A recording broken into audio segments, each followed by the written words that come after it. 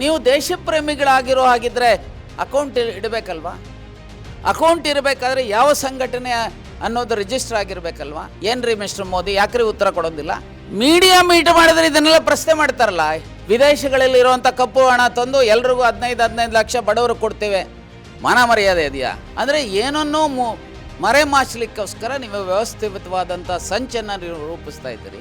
ನೀವೆಲ್ಲ ಸೇರಿ ರಾಷ್ಟ್ರವ್ಯಾಪಿ ಕಲೆಕ್ಷನ್ ಮಾಡಿದರೆ ದುಡ್ಡು, ಅದಕ್ಕೆ ಅಕೌಂಟ್ ಕೊಡಬೇಕಲ್ವಾ? ನೀವು ಕಡೆಗಣಿಸಿದ್ರೆ 4ನೇ ಆಧಾರ ಸ್ತಂಭ BDAನ ನೀವು ಯಾವ ಪ್ರಧಾನಿಗಳ್ರಿ?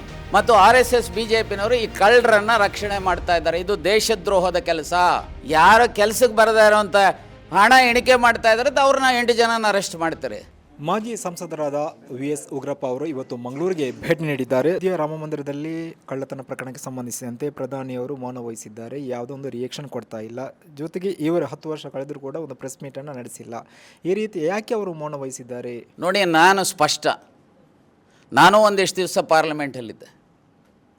ಪ್ರಧಾನಮಂತ್ರಿ ಆದ ಮೇಲೆ ಸ್ಟೇಟ್ಸ್ಮನ್ಶಿಪ್ಪನ್ನು ತೋರಬೇಕು. ದೇಶದ ಆಗು ಹೋಗುಗಳ ಬಗ್ಗೆ ಬಾಯಿ ಬಿಡಬೇಕು. ದೇಶದಲ್ಲಿ ಆರ್ಥಿಕ ಅಧೋಗತಿಗೆ ಹೋಗಿದೆ. ಇವರು ಅಧಿಕಾರಕ್ಕೆ ಬರಬೇಕಾದ್ರೆ 52 ಲಕ್ಷ ಕೋಟಿ ಸಾಲ ಇತ್ತು. ಈಗ ಈ 11 ವರ್ಷದಲ್ಲಿ ಈ ದೇಶದಲ್ಲಿ ಎಷ್ಟು ಸಾಲ ಮಾಡಿದ್ದಾರೆ ಇವರು?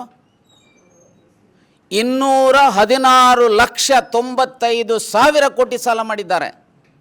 ಈ 11 ವರ್ಷದಲ್ಲಿ ಸುಮಾರು 160 ಲಕ್ಷಕ್ಕೂ ಹೆಚ್ಚು ಕೋಟಿ ಸಾಲ ಮಾಡಿದ್ದಾರೆ. ಎಲ್ಲಾದರೂ ಒಂದು KRS ಅಂತ ಡ್ಯಾಮ್ ಕಟ್ಟಿದ್ದಾರಾ? ಎಲ್ಲಾದರೂ ಆಲಮಟ್ಟಿ ಅಂತ ಡ್ಯಾಮ್ ಕಟ್ಟಿದ್ದಾರಾ? ಎಲ್ಲಾದರೂ NGF, HMTನೋ HAL ಆ ಥರದ ಫ್ಯಾಕ್ಟ್ರಿ ಕಟ್ಟಿದ್ದಾರಾ? ಏನು ಮಾಡಿದ್ರಿ ಸಾಲ ಮಾಡಿ? ಈ ದೇಶದ ಎಕಾನಮಿ ಮೇಲೆ ಇದು ಅಧಿಕಾರಕ್ಕೆ ಬರಬೇಕಾದ್ರೆ ಏನು ಬೆಲೆಗಳನ್ನು ಇಳಿಸ್ತೀವಿ, 2 ಕೋಟಿ ಉದ್ಯೋಗ ಸೃಷ್ಟಿ ಮಾಡ್ತೀವಿ ವರ್ಷಕ್ಕೆ. ವಿದೇಶಗಳಲ್ಲಿರುವಂಥ ಕಪ್ಪು ಹಣ ತಂದು ಎಲ್ರಿಗೂ 15 ಲಕ್ಷ ಬಡವರು ಕೊಡ್ತೇವೆ, ಮಾನ ಮರ್ಯಾದೆ ಇದೆಯಾ? ಏನಾದ್ರು ಒಂದು ಈಡೇರಿಸಿದ್ದಾರಾ? ಬೆಲೆಗಳನ್ನು ನಿಯಂತ್ರಿಸ್ತೀವಿ ಅಂತ ಹೇಳಿದಾಗ ಈ ದೇಶದಲ್ಲಿ ಡೀಸೆಲ್ 1 ಲೀಟ್ರ್ ಬೆಲೆ 57 ರೂಪಾಯಿ, ಪೆಟ್ರೋಲ್ ಬೆಲೆ 63 ರೂಪಾಯಿ, ಗ್ಯಾಸಿನ ಬೆಲೆ ಒಂದು ಸಿಲಿಂಡ್ರು 390 ರೂಪಾಯಿ. ಈಗ ಯಾವಾಗ ಕ್ರೂಡ್ ಆಯಿಲ್ನ ಬೆಲೆ ಇಂಟರ್ನ್ಯಾಷನಲ್ ಮಾರ್ಕೆಟಲ್ಲಿ $120 ಇದ್ದಾಗ, ಈಗ ಎಷ್ಟಾಗಿದೆ ಇಂಟರ್ನ್ಯಾಷನಲ್ ಕ್ರೂಡ್ ಆಯಿಲ್ನ ಬೆಲೆ? 40ರಿಂದ 70, 80 ಈ ಮಧ್ಯೆ ಏರುಪೇರು ಆಗ್ತಾ ಇರುತ್ತೆ. ಎಷ್ಟಪ್ಪ ಇವತ್ತು? ಡೀಸೆಲ್ ಎಷ್ಟು? 100 ಆಸ್ಪಾಸಿನಲ್ಲಿದೆ. ಪೆಟ್ರೋಲ್ ಎಷ್ಟು? 100 ಕ್ರಾಸ್ ಆಗಿದೆ 1 ಲೀಟ್ರು. ಗ್ಯಾಸ್ ಎಷ್ಟಾಗಿದೆ? 1000 ಕ್ರಾಸ್ ಆಗಿದೆ. ಕಮರ್ಷಿಯಲ್ ಗ್ಯಾಸು 3000 ಆಗಿದೆ. ಏನ್ರಿ ಮಿಸ್ಟರ್ ಮೋದಿ, ಯಾಕ್ರಿ ಉತ್ತರ ಕೊಡೋದಿಲ್ಲ? ಮೀಡಿಯಾ ಮೀಟ್ ಮಾಡಿದ್ರೆ ಇದನ್ನೆಲ್ಲ ಪ್ರಶ್ನೆ ಮಾಡ್ತಾರಲ್ಲ, ತಪ್ಪಿಸ್ಕೊಳ್ಳುವಂಥದ್ದು. ಇದು ಕನ್ನಿಂಗ್ನೆಸ್. ಅರೆ, you owe a duty to give an explanation to the people of this country, which you are not doing. ರಾಮ ಜನ್ಮಭೂಮಿಯ ಟ್ರಸ್ಟ್ ಪ್ರಾರಂಭ ಮಾಡಿದ್ದು ನೀವು. ಆ ಟ್ರಸ್ಟಿಗೆ ಹಣ ಕೊಟ್ಟಿದ್ದು ನಮ್ಮೆಲ್ಲರ ಟ್ಯಾಕ್ಸ್ ಹಣ. ನೀವೆಲ್ಲ ಸೇರಿ ರಾಷ್ಟ್ರವ್ಯಾಪಿ ಕಲೆಕ್ಷನ್ ಮಾಡಿದರೆ ದುಡ್ಡು, ಅದಕ್ಕೆ ಅಕೌಂಟ್ ಕೊಡಬೇಕಲ್ವಾ? ನೀವಲ್ವಾ ಟ್ರಸ್ಟ್ ಮಾಡಿದಂಥವ್ರು? ಅವರೆಲ್ಲ RSS, VHP ಮತ್ತು ಭಾರತೀಯ ಜನತಾ ಪಾರ್ಟಿಗೆ ಸಂಬಂಧಪಟ್ಟಂಥವ್ರಲ್ವಾ? ಅರೆ, ತಿರುಪತಿನಲ್ಲಿ ಆ ಲಾಡಲ್ಲಿ ಕಳಪೆ ತುಪ್ಪ ಬಳಸಿದ್ರು ಅಂಥೇಳಿ ತನಿಖೆ ಆಗುತ್ತೆ. ದೇಶದ ಸ್ವಾಭಿಮಾನದ ಪ್ರತೀಕ ಆಗಿರುವಂಥ ರಾಮನ ದೇವಸ್ಥಾನದಲ್ಲಿ ಅದನ್ನು ಬಳಸ್ಕೊಂಡಿರೋ ರಾಜಕಾರಣಕ್ಕೆ ಅದು ತಪ್ಪು. ಸೊ ಈಗ ಅಲ್ಲಿ ಲೂಟಿ ಆಗಿದೆ. ಆ ಲೂಟಿಯ ಹಣ ಕರ್ನಾಟಕಕ್ಕೂ ಸಹ ಹರಿದು ಬಂದಿದೆ ಅಂಥೇಳಿ ಹೇಳ್ತಾರೆ. ತನಿಖೆ ಆಗಬೇಕಲ್ವಾ? ಪಾಪ ನಮ್ಮ ಪಕ್ಕದ ಉಡುಪಿ ಸ್ವಾಮೀಜಿಗಳು ಅದರಲ್ಲಿ ಪಾತ್ರ ಇದೆ. ಅವರು ಯಾಕೋ ನಾನು ಕೇಳ್ತೇನೆ, RSSನವರು ಈಗ ದತ್ತಾತ್ರೇಯ ಹೊಸಬಾಳೆ ಮೊನ್ನೆ ಒಂದು ಹೇಳಿಕೆ ಕೊಡ್ತಾರೆ, ತಪ್ಪಿತಸ್ಥರು ಶಿಕ್ಷೆ ಆಗಬೇಕು. ಹೇಗೆ ಶಿಕ್ಷೆ ಆಗೋದು? ಯಾರು ಕೆಲಸಕ್ಕೆ ಬರದೇ ಇರೋಂಥ ಹಣ ಎಣಿಕೆ ಮಾಡ್ತಾ ಇದ್ದಾರೆ, ಅವ್ರನ್ನ 8 ಜನನ ಅರೆಸ್ಟ್ ಮಾಡ್ತಾರೆ. ಅವು 2 ರಾಜೀನಾಮೆ ಕೊಟ್ಟಿರೋವಂಥದ್ರ ಅರ್ಥ ಏನು? ಅವರು ಇನ್ವಾಲ್ವ್ ಆಗಿದ್ದಾರೆ ಅಂತ, ಅವರ ಗಿಲ್ಟನ್ನು ಅಡ್ಮಿಟ್ ಮಾಡ್ಕೊಂಡಿದ್ದೀರಿ ಅಂತ. ಯಾಕೆ ಅವ್ರನ್ನ ಅರೆಸ್ಟ್ ಮಾಡಿಲ್ಲ? ಅಂದರೆ ಪ್ರಧಾನಮಂತ್ರಿಗಳು, ಉತ್ತರ ಪ್ರದೇಶದ ಮುಖ್ಯಮಂತ್ರಿಗಳು, ಕೇಂದ್ರದ ಗೃಹ ಸಚಿವರು ಮತ್ತು RSS BJPನವರು ಈ ಕಳ್ಳರನ್ನು ರಕ್ಷಣೆ ಮಾಡ್ತಾ ಇದ್ದಾರೆ. ಇದು ದೇಶದ್ರೋಹದ ಕೆಲಸ. ದೇಶ ಪ್ರೇಮದ ಬಗ್ಗೆ ಭಾಳ ಮಾತನಾಡ್ತಾರೆ RSS BJPನವರು. ಇದಕ್ಕೇನೇನ್ರಿ ಹೇಳ್ತೀರಿ? ಇದನ್ನೆಲ್ಲ ಕೇಳ್ತೀರಿ ಮೀಡಿಯಾದವ್ರು ಏನಾದರೂ ಮೀಡಿಯಾ ಮೈಟಿ ಮಾಡಿದ್ರೆ. ಪ್ರಜಾತಂತ್ರ ವ್ಯವಸ್ಥೆಯಲ್ಲಿ ಲೆಜಿಸ್ಲೇಚರ್, ಎಕ್ಸಿಕ್ಯೂಟಿವ್, ಜುಡಿಷಿಯರಿ ಮತ್ತು ಮೀಡಿಯಾ ಈ 4 ಆಧಾರ ಸ್ತಂಭಗಳ ಮೇಲೆ ಪ್ರಜಾತಂತ್ರ ಉಳಿದಿರುವಂಥದ್ದು. ನೀವು ಕಡೆಗಣಿಸಿದ್ರೆ 4ನೇ ಆಧಾರ ಸ್ತಂಭ ಮೀಡಿಯಾನ, ನೀವು ಯಾವ ಪ್ರಧಾನಿಗಳ್ರಿ? ಅತ್ಯಂತ ಬದ್ಧತೆಯಿಂದ ಈ ಮಾತನ್ನು ಹೇಳ್ತಾ ಇದ್ದೇನೆ. ಒಬ್ಬ ವಕೀಲನಾಗಿ ಒಂದು 7-8 ವರ್ಷ ಸಂವಿಧಾನ ಪಾಠ ಮಾಡಿರುವಂಥ ಲಾ ಕಾಲೇಜಿನಲ್ಲಿ ಒಬ್ಬ ಆಗಿ, ಪಾರ್ಲಿಮೆಂಟ್ ಮಾಜಿ ಸದಸ್ಯನಾಗಿ, ಮಾಜಿ ವಿರೋಧ ಪಕ್ಷದನಾಗಿ. ಅರೆ, it is not your duty to give an explanation. ಯಾಕೆ ಕೊಡ್ತಾ ಇಲ್ಲ? ಯಾಕೆ ಮಾತಾಡ್ತಾ ಇಲ್ಲ? ಅವರು ಹೇಳಬೇಕು. ಈಗ ಭಾಗವತರು ಬೆಳಗಾಮಲ್ಲಿದ್ದಾರೆ. ಭಾಗವತರು ಯಾಕೆ ಬಾಯಿ ಬಿಡ್ತಾ ಇಲ್ಲ? RSSನ ಸರ್ಸಂಘ ಚಾಲಕರು ಅವ್ರು ಹೇಳ್ತಾರೆ, ಇಲ್ಲ ದತ್ತಾತ್ರೇಯ ಹೊಸಬಾಳೆ ಹೇಳಿರೋದೇ ನನ್ನ ಸ್ಟ್ಯಾಂಡ್. ಆಯ್ತಪ್ಪ, ಈ ಕಳ್ಳರನ್ನು ಹೇಗೆ ಎಲ್ಲೋ ಇಲಿಗಳನ್ನು ಹಿಡಿದಿದ್ದಾರೆ, ಹೆಗ್ಗಣಗಳಿದ್ದಾವೆ ಅಲ್ಲಿ. ನನಗೆ ಯಾಕೋ ಇವರು ಬಾಯಿ ಬಿಡಿದ ನೋಡಿದ್ರೆ ಇವ್ರುಗಳಿಗೂ ಎಲ್ಲೋ ಆ ಲೂಟಿಯ ಹಣ ಹರಿದು ಬಂದಿರಬೇಕು ಅನ್ನೋಂಥ ಸಂಶಯ ಇದೆ. ನಾನು ಹಾಗೆ ಅದಕ್ಕೆ ಹೇಳಿದ್ದು, CBI ತನಿಖೆ ಆಗಬೇಕು, ಸುಪ್ರೀಂ ಕೋರ್ಟಿನ ಸಿಟ್ಟಿಂಗ್ ನ್ಯಾಯಾಧೀಶರ ಅವರ ಸೂಪರ್ವಿಷನಲ್ಲಿ ಆಗಬೇಕು ಅನ್ನುವಂಥ ಆಗ್ರಹವನ್ನು ಮತ್ತು ಪ್ರಧಾನಿಗಳು, ಗೃಹ ಸಚಿವರು ಮತ್ತು ಉತ್ತರ ಪ್ರದೇಶದ ಮುಖ್ಯಮಂತ್ರಿಗಳು ಇದರ ನೈತಿಕ ಹೊಣೆಯನ್ನು ಹೊತ್ತು ರಾಜೀನಾಮೆ ಕೊಡಬೇಕು. ಮತ್ತು ಇಡೀ ವಿಶ್ವದಲ್ಲಿ ರಾಮನ ದೇವಸ್ಥಾನದಲ್ಲೇ ಲೂಟಿ ಮಾಡಿರೋದ್ರಿಂದ ಇಡೀ ದೇಶದ ಸಂಸ್ಕೃತಿಗೆ, ದೇಶದ ಪರಂಪರೆಗೆ, ಅಸ್ಮಿತೆಗೆ ಇವತ್ತು ಧಕ್ಕೆ ಆಗಿರ್ತಕ್ಕಂಥದಕ್ಕೆ ಕ್ಷಮೆಯನ್ನು ಯಾಚಿಸಬೇಕು ಅಂತೇಳಿ ಹೇಳಿಕೆ ಬಯಸ್ತೇನೆ. ಇದೀಗ ಕೊನೆಯದಾಗಿ RSS ರಿಜಿಸ್ಟರ್ ಆಗಿಲ್ಲ. ಪ್ರಿಯಾಂಕ್ ಖರ್ಗೆ ಅವರು ಬರೆದಿರುವಂಥ ಲೆಟರ್ ಬಹಳಷ್ಟು ವಿವಾದಕ್ಕೆ ಗುರಿಯಾಗಿತ್ತು. ರಿಜಿಸ್ಟರ್ ಯಾಕೆ ಮಾಡಿಲ್ಲ ಅಂತ ಹೇಳಿದರೆ ಹಿಂದೂ ಧರ್ಮನೇ ರಿಜಿಸ್ಟರ್ ಆಗಿಲ್ಲ ಎಂಬ ಪ್ರತಿಕ್ರಿಯೆ ಬಂತು. ಈ ಕುರಿತು ನಿಮ್ಮ ಪ್ರತಿಕ್ರಿಯೆ? ನೋಡಿ, ಇಷ್ಟೇ ಹೇಳ್ತೇನೆ, ಇವರು ಭಾಳ ದೇಶ ಪ್ರೇಮದ ಬಗ್ಗೆ ಮಾತನಾಡ್ತಾರೆ. ಅರೆ, ನಮ್ಮ ಸಂವಿಧಾನದಲ್ಲಿ, ನಮ್ಮ ದೇಶದ ಕಾನೂನುಗಳಲ್ಲಿ ಯಾವುದೇ ಮನಿ ಟ್ರಾನ್ಸಾಕ್ಷನ್ ಮಾಡಬೇಕಾದ್ರೆ ಅಕೌಂಟಬಿಲಿಟಿ ಇರಬೇಕು. ಅಕೌಂಟಬಿಲಿಟಿ ಇರಬೇಕಾದ್ರೆ ಈಗ ಇವರು ನೂರಾರು ಸಾವಿರಾರು ಕೋಟಿಗಳಷ್ಟು ಗುರುದಕ್ಷಿಣೆಯ ಮೂಲಕ ಕಲೆಕ್ಷನ್ ಮಾಡ್ತಾ ಇಲ್ವಾ? ಇವ್ರದ್ದು ಸುಮಾರು 42 ವಿವಿಧ ಸಂಘಟನೆಗಳಿದ್ದಾವೆ. ಭಾರತೀಯ ಜನತಾ ಪಾರ್ಟಿ, ವಿಶ್ವ ಹಿಂದೂ ಪರಿಷತ್, ABVP, RSS. ಸುಮಾರು ನನಗೆ ಮಾಹಿತಿ ಇರೋ ಪ್ರಕಾರ ಸುಮಾರು 3800 ಜನಕ್ಕೂ ಹೆಚ್ಚು RSSನ ಫುಲ್ ಟೈಮರ್ಸ್ ಇದ್ದಾರೆ. ಇವರಿಗೆ ನೀವೇನು ಖರ್ಚು ಮಾಡ್ತಿರಲ್ಲ, ಸ್ಯಾಲ್ರಿ ಅಂತನೋ, ಊಟ ತಿಂಡಿಗೋ, ವಾಸಕ್ಕೋ, ಬಟ್ಟೆ ಬರೆಗೋ, ಮತ್ತೊಂದಕ್ಕೂ ಎಲ್ಲಿಂದ ತರ್ತಾ ಇದ್ರಿ? ನೀವು ದೇಶಪ್ರೇಮಿಗಳಾಗಿರೋ ಹಾಗಿದ್ದರೆ ಅಕೌಂಟ್ ಇಡಬೇಕಲ್ವಾ? ಅಕೌಂಟ್ ಇರಬೇಕಾದ್ರೆ ಯಾವ ಸಂಘಟನೆ ಅನ್ನೋದು ರಿಜಿಸ್ಟರ್ ಆಗಿರಬೇಕಲ್ವಾ? ಅರೆ, ನಿಮಗೆ ರಿಜಿಸ್ಟರ್ ಆಗೋದ್ರಿಂದ ಏನು ನಿಮ್ಗೆ ತೊಂದರೆ? ಯಾಕೆ ರಿಜಿಸ್ಟರ್ ಮಾಡ್ತಾ ಇಲ್ಲ? ಅಂದರೆ ಏನನ್ನೋ ಮರೆಮಾಚಲಿಕ್ಕೋಸ್ಕರ ನೀವು ವ್ಯವಸ್ಥಿತವಾದಂಥ ಸಂಚನ್ನು ರೂಪಿಸ್ತಾ ಇದ್ದೀರಿ. ಹಾಗಾಗಿ ನೀವು RSSನ್ನು ಯಾಕೆ ಬೇಕು? ಇನ್ಫ್ಯಾಕ್ಟ್ ಸುಪ್ರೀಂ ಕೋರ್ಟ್ ಹೇಳುತ್ತೆ, Hindutva is not A religion, it is A way of life. ನಾನೆಲ್ಲ ಹೇಳೋವಂಥದ್ದು, ಸುಪ್ರೀಂ ಕೋರ್ಟ್ ಹೇಳ್ತಾರೆ, Hindutva is not A religion, it is A way of life which includes Buddhist, Sikh, Jain etcetera ಅಂತ ಸುಪ್ರೀಂ ಕೋರ್ಟ್ ಅವರು ಹೇಳ್ತಾರೆ. ಅರೆ, ಈಗ ನಿಮ್ಮ ಸಂವಿಧಾನದ ಆರ್ಟಿಕಲ್ 25 ಪ್ರಕಾರ ಯಾವುದೇ ಜಾತಿ ಧರ್ಮಗಳವರು ಅವರ ವಿಚಾರಗಳನ್ನು, ಸಂಪ್ರದಾಯಗಳನ್ನು ಜನರಿಗೆ ಹೇಳೋದಕ್ಕೆ ಅವಕಾಶ ಇದೆ. ಆದರೆ ಮನಿ ಟ್ರಾನ್ಸಾಕ್ಷನ್ ಮಾಡಬೇಕಾದ್ರೆ ಮತ್ತೊಂದು ಕಾರ್ಯಕ್ರಮ ಆಗಬೇಕು, ಆಡಿಟ್ ಆಗಬೇಕಲ್ವಾ? ಕಾನೂನಿನ ಚೌಕಟ್ಟಿಗೆ ಒಳಪಡಬೇಕಲ್ವಾ? ಯಾಕೆ ಒಳಪಡೋದಕ್ಕೆ ಯಾಕೆ ನಿಮ್ಮ ಹಿಂದೇಟು? ವೈ? Please tell me. ಈಗ ಅನೇಕ ಹಿಂದೂ ದೇವಸ್ಥಾನಗಳಿದ್ದಾವೆ, ಹಿಂದೂ ಆರ್ಗನೈಸೇಷನ್ಸ್ ಇದ್ದಾವೆ, ಹಿಂದೂ ಸಮಾಜದಲ್ಲಿರುವಂಥ ಅನೇಕ ಜಾತಿಯ ಸಂಘಟನೆಗಳಿವೆ, ಎಲ್ಲ ರಿಜಿಸ್ಟರ್ ಆಗಿಲ್ವಾ? ಹಾಗಾದರೆ ಅವ್ರಿಗೆ ಯಾಕೆ ಮಾಡಬೇಡಿ ಅಂತ ಹೇಳಲ್ಲ ನೀವು? ಈಗ ನಿಮಗೆ ಆ ರಾಮ ಜನ್ಮಭೂಮಿಯ ಟ್ರಸ್ಟ್ ಮಾಡಿದ್ರಲ್ಲ, ಅದು ರಿಜಿಸ್ಟರ್ ಮಾಡಿಲ್ವಾ? ರಿಜಿಸ್ಟರ್ ಆಗದೇ ಇದ್ದರೆ ಕೇಂದ್ರ ಸರ್ಕಾರದಿಂದ ಹೇಗೆ ಹಣ ತಗೊಳ್ತೀರಿ? ನೀವು ದೇಶವ್ಯಾಪಿ, ಪ್ರಪಂಚವ್ಯಾಪಿ ಇವತ್ತು ಹಣ ಕಲೆಕ್ಟ್ ಮಾಡ್ತೀರಿ. ಎಲ್ರಿ ಇಟ್ಟಿದ್ದೀರಿ? ಎಲ್ಲಿ ಅಕೌಂಟ್ ಮಾಡಿದ್ದೀರಿ? ಯಾವ ನ್ಯಾಷನಲ್ ಹೆರಾಲ್ಡ್ ಪೇಪರ್ಗೆ ಸ್ವಾತಂತ್ರ್ಯ ಚಳುವಳಿಯ ಹೋರಾಟದ ಹಿನ್ನೆಲೆಯಲ್ಲಿ ಬಂದಂಥದ್ದು. ದೇಶಪ್ರೇಮಿಗಳು, ದೇಶಕ್ಕೆ ಹೋರಾಟ ಮಾಡಿದಂಥವ್ರು, ಪ್ರಾರಂಭ ಮಾಡಿದಂಥವ್ರು, ನೆಹರುವಿಂದ ಹಿಡಿದು ಅನೇಕರು, ವಲ್ಲಭಾಯ್ ಪಟೇಲಿಂದ ಹಿಡಿದು ಎಲ್ಲರೂ ಸಹ ಮಾಡಿದಂಥದ್ದು. ಅದರ ಮೇಲೇ ನೀವು ರಾಜಕಾರಣ ಮಾಡ್ತೀರಿ.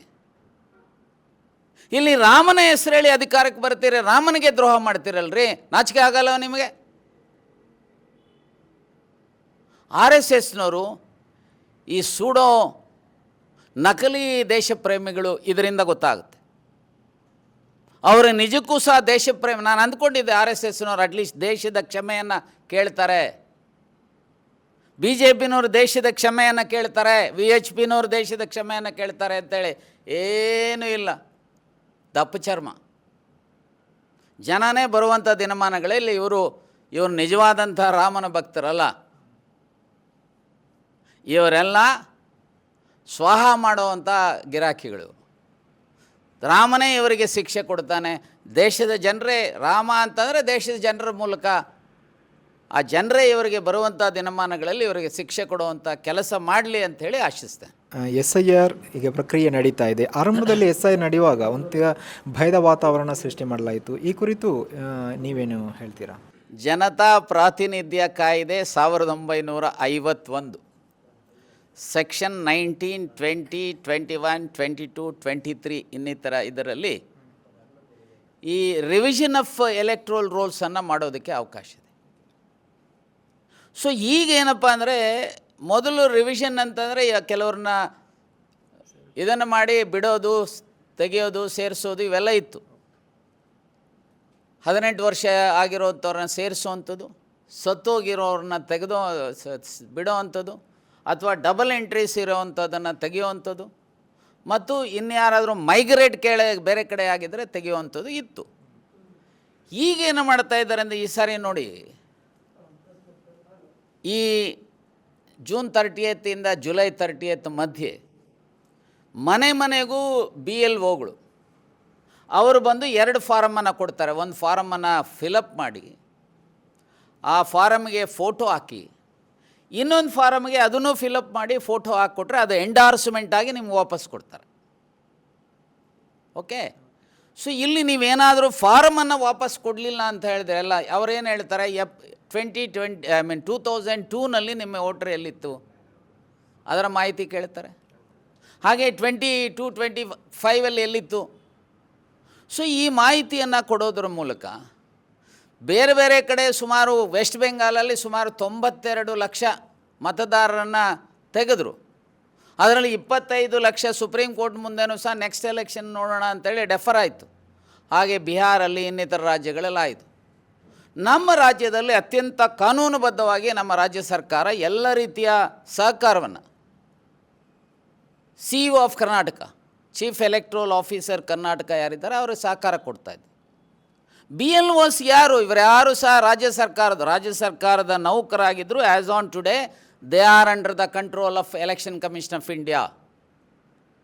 ಸೊ ಇವತ್ತು ಕೇಂದ್ರ ಸರ್ಕಾರದ ಈ ರಾಜ್ಯದ ಅನೇಕ ನೌಕರರನ್ನ, ಟೀಚರ್ಸ್ ಇರ್ಬೋದು, ಅಂಗನವಾಡಿ ಇವರಿರ್ಬೋದು, ಅಥವಾ ರೆವಿನ್ಯೂ ಡಿಪಾರ್ಟ್ಮೆಂಟ್ನವರು, ಇವರೆಲ್ಲರೂ ಸಹ so they are directly under the control of Election Commission of India.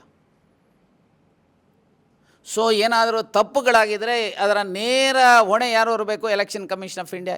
In what way state government is responsible?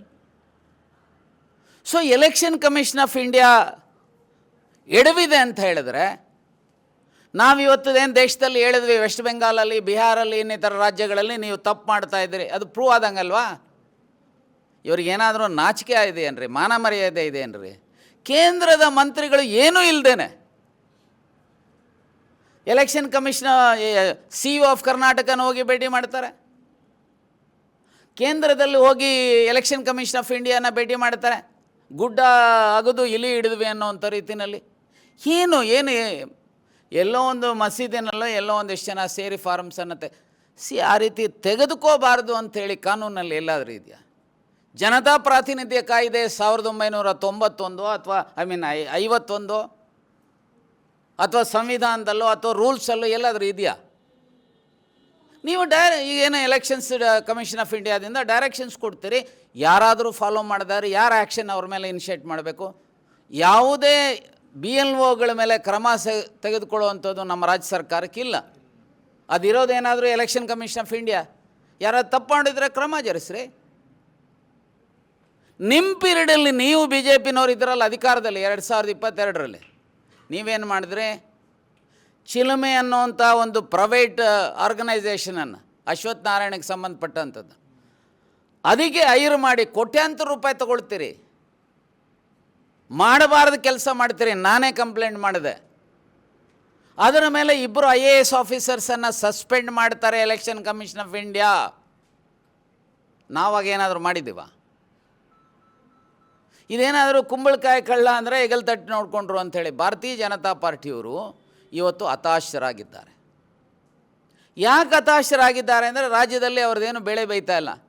2 sorry by elections ಆಯಿತು, 3+2, 5ರಲ್ಲೂ ಸೋತರು. ಈಗ ಮೊನ್ನೆ MLC ಎಲೆಕ್ಷನ್ ಆಯಿತು, ಅಸೆಂಬ್ಲಿಯಿಂದ ಕೌನ್ಸಿಲ್ಗೆ. ಇವರು ಭಾರತೀಯ ಜನತಾ ಪಾರ್ಟಿಯವರು 66 ಜನ ಇದ್ದಾರೆ MLA. ಒಬ್ಬ MLC ಆಗಬೇಕಾದ್ರೆ 28 ವೋಟ್ ಸಾಕು. 2 ಆಗಬೇಕಾದ್ರೆ ಎಷ್ಟು?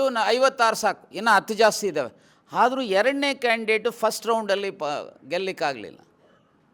ಅವರ ಅಲಯನ್ಸ್ ಕ್ಯಾಂಡಿಡೇಟು ಗೆಲ್ಲಿಕ್ಕಾಗಲಿಲ್ಲ. ಇದನ್ನು ನೋಡಿದಾಗ ಇವತ್ತು ರಾಜ್ಯದ BJP ಮತ್ತು JDSನ ನಾಯಕತ್ವ ದಿವಾಳಿಯಾಗಿದೆ. ಜನರ ಬೆಂಬಲವನ್ನು ಗಳಿಸೋದರಲ್ಲಿ ವಿಫಲರಾಗಿದ್ದಾರೆ. ಇದರಿಂದ ಹತಾಶರಾಗಿರುವಂಥ ನಾಳೆ ಬರುವಂಥ ಅಸೆಂಬ್ಲಿ ಚುನಾವಣೆ 2028ರಲ್ಲಿ ಕಾಂಗ್ರೆಸ್ಸು ಗೆಲ್ಲುತ್ತೆ ಅನ್ನೋವಂಥದ್ದು, ಹಾಗೆ 2029ರಲ್ಲಿ ಕಾಂಗ್ರೆಸ್ಸು ಪಾರ್ಲಿಮೆಂಟಲ್ಲೂ ಗೆಲ್ಲುತ್ತೆ ಅನ್ನೋದು ಗೋಡೆ ಬರಹಗಳಷ್ಟೇ ಸ್ಪಷ್ಟವಾಗಿದೆ. ಹಾಗಾಗಿ BJPನವರು JDSನವರು ಇವತ್ತು ಹತಾಶರಾಗಿ ಏನಾದರೂ ಒಂದು ಕಾಂಗ್ರೆಸ್ಸಿನ ಮೇಲೆ, ರಾಜ್ಯ ಸರ್ಕಾರದ ಮೇಲೆ ಗೂಬೆ ಕುಡಿಸುವಂಥ ಪ್ರಯತ್ನ ಮಾಡ್ತಾಯಿದ್ದಾರೆ. ಅದರಲ್ಲೂ ಸನ್ಮಾನ್ಯ DK ಶಿವಕುಮಾರು ಕೆಳ ಹಂತದಿಂದ ಪಕ್ಷದ ಸಾಮಾನ್ಯ ಸದಸ್ಯರಾಗಿ, ಹರಿಪ್ರಸಾದ್ ಅವರು ಕೆಳ ಹಂತದಿಂದ ಪಕ್ಷದ ನಿಷ್ಠಾವಂತ ಕಾರ್ಯಕರ್ತರಾಗಿ ರಾಷ್ಟ್ರಮಟ್ಟದವರೆಗೂ ಬೆಳೆದಿರುವಂಥವ್ರು. ಇವರಿಬ್ಬರೂ ಸಹ ವ್ಯಕ್ತಿ ಪೂಜೆಯನ್ನು ಬಿಡಿ, ಪಕ್ಷ ಪೂಜೆಯನ್ನು ಮಾಡಿ ರಾಜ್ಯದ ಅಭಿವೃದ್ಧಿಯನ್ನು ಸನ್ಮಾನ್ಯ ಸಿದ್ದರಾಮಯ್ಯನವರ ಮಾರ್ಗದರ್ಶನ, ಸನ್ಮಾನ್ಯ ಖರ್ಗೆ ಅವರ ಮಾರ್ಗದರ್ಶನ, ರಾಹುಲ್ ಗಾಂಧಿ, ಸೋನಿಯಾಜಿ, ಪ್ರಿಯಾಂಕಾ ಇವರ ಮಾರ್ಗದರ್ಶನದಲ್ಲಿ ರಾಜ್ಯವನ್ನು ಮುನ್ನಡೆಸ್ತಕ್ಕಂಥ ಕೆಲಸ ಮಾಡೋದ್ರಿಂದ ನಾವು ಮತ್ತೆ ಅಧಿಕಾರಕ್ಕೆ ಬರ್ತೇವೆ ಅನ್ನೋದರ ಒಂದು ಹತಾಶೆ ಭಾವನೆಯಿಂದ BJPನವರು ಇವರು ಯಾರು JDSನವರು ಈಗ ಅಲ್ಲಿ ಬಂದು ಬೆಳಗಾಮಲ್ಲಿ ಕುಳಿತಿದ್ದೀರಲ್ಲಪ್ಪ. RSSನವರು 3 ದಿವಸ ಏನೋ ನಿಮ್ಮ ಬೈಠಕ್ ನಡೀತಾ ಇದ್ದಲ್ಲಿ ಯಾಕೆ ಆ ಬೈಠಕ್ನಲ್ಲಿ ಯುನಾನಿಮಸ್ ರೆಸೊಲ್ಯೂಷನ್ ಪಾಸ್ ಮಾಡಲಿಲ್ಲ? ರಾಮ ಮಂದಿರದಲ್ಲಿ ನಡೆದಿರುವಂಥ ಲೂಟಿಯನ್ನು ನಿಲ್ಲಿಸಬೇಕು, ತಪ್ಪಿತಸ್ಥರನ್ನು ಕೂಡಲೇ ಅರೆಸ್ಟ್ ಮಾಡಬೇಕು, ಇದಕ್ಕೆ ಕಾರಣರಾಗಿರುವಂಥ ಪ್ರಧಾನಿಗಳು, ಉಪ ಪ್ರಧಾನಿಗಳು ಅಥವಾ ಗೃಹ ಸಚಿವರು ಮತ್ತು ಉತ್ತರ ಪ್ರದೇಶದ ಚೀಫ್ ಮಿನಿಸ್ಟರ್ ರಾಜೀನಾಮೆ ಕೊಡಬೇಕು ಅಂಥೇಳಿ ಇವ್ರಿಗೆ ಏನಾದರೂ ರಾಮನ ಬಗ್ಗೆ ಗೌರವ ಇದ್ದಿದ್ದರೆ ರೆಸೊಲ್ಯೂಷನ್ ಮಾಡಬೇಕಾಯ್ತಲ್ಲ. ಅದನ್ನು ಬಿಟ್ಟು SIR ಬಗ್ಗೆ ಚರ್ಚೆ ಮಾಡ್ತಾರಂತೆ. ನಾವು ಕಲ್ಚರಲ್ ಆರ್ಗನೈಸೇಷನ್ ಮಾಡ್ತಾ ಇರೋದೆಲ್ಲ ರಾಜಕಾರಣ. ಬಹುಶಃ ಅವ್ರು BJP ಬದಲು RSS ಪೊಲಿಟಿಕಲ್ ಪಾರ್ಟಿ ಅಂತೇಳಿ ಮಾಡ್ಕೊಂಡಿದ್ದರೆ ಅಟ್ಲೀಸ್ಟ್ ಕ್ಲಾರಿಟಿನಾದರೂ ಇರೋದು.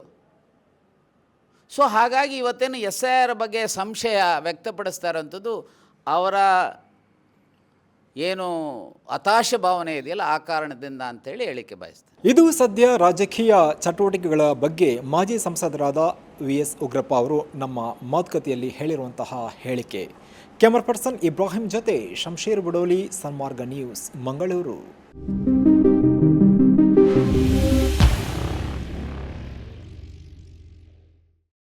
ಈ ಕಾರ್ಯಕ್ರಮದ ಪ್ರಾಯೋಜಕರು Gadiyar group of companies, specialized in piling and shoring, engineering consultancy, firefighting, steel structures, real estate. Office SIT Tower, Silicon Oasis, Dubai, UAE.